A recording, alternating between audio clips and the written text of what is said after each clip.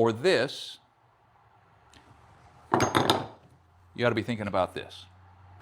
Now here is something that just showed up. And I would not have imagined that I would be including this in a conversation about the tried and the true, because this is, I mean, that's an odd looking hammer, isn't it? And that's because this particular tool, I have to admit, is way more than just a hammer. Here's what I mean. Let's see how it drives a nail. I haven't driven a nail with this yet. Feels good. Let's see how it pulls a nail. Now, where's another one of those? This hammer alone on the table has a magnetic nail holder that will easily receive a duplex. That's good if you're a form carpenter.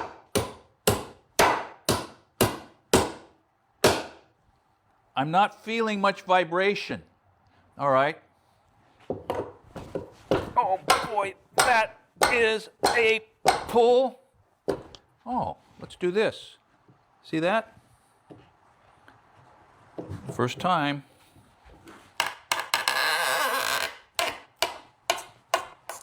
Okay, that pretty slick. That's the beginning of where this thing kind of becomes more than just a hammer. So here is where this thing becomes not a hammer at all. That's 16 inches. You see the utility of that. Here's 1.5 inches. You see the utility of that. We've got 1.5 inches up here. Boom, right there. And then this, that's 3 3/4. That's 3. Seems like there'd be a 3.5 inch on there someplace. But this is a layout tool. Now look at this. Look at this. This got my instant grudging admiration. That, sports fans, is square. This, how would this work? I guess you can line up like that. You can line up, oh, that's it. You hook the end of the face against the work and that against the work, and you've got a 45. Man. Yeah. One more genius feature on this funny looking hammer is a saw wrench right on the end of the handle. With carbide saw blades, you don't have to change them out very often, but when you do, the saw wrench is right on the end of this hammer handle. So here's a couple more things, and I'll just throw down, I'm not in the habit of unboxing something and bragging about it. And yeah, they gave that to me, but I'm probably never going to use it. I mean, I'm just probably not. I might, but it's very respectable. Look at this.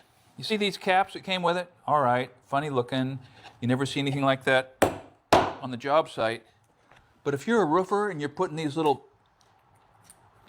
little brad plastic-headed things down to hold your tar paper or your synthetic underlayment, what a nightmare it is to try to hold that with your hand. Man, if you're a roofer, boys, that alone. So Boss Hammer, you kind of cut to the head of the line there with me. I don't usually do this.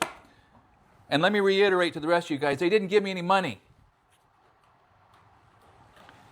I'm going to use this hammer in here for woodwork because I can tap frames together with that and not leave a hammer mark.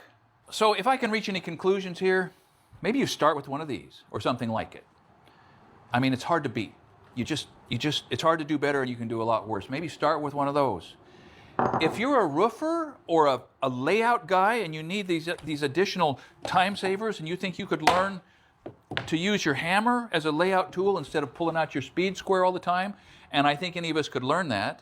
And if you wanted the advantage of a real short fulcrum and a magnetic nail set that will set a duplex as well as a sinker or anything else, man, a guy could learn to do a lot of good work with that, and it doesn't cost too much. If you're an all-around guy, remodel, renovation, strictly framing, maybe, roof stacker, man, I love that. I just love it.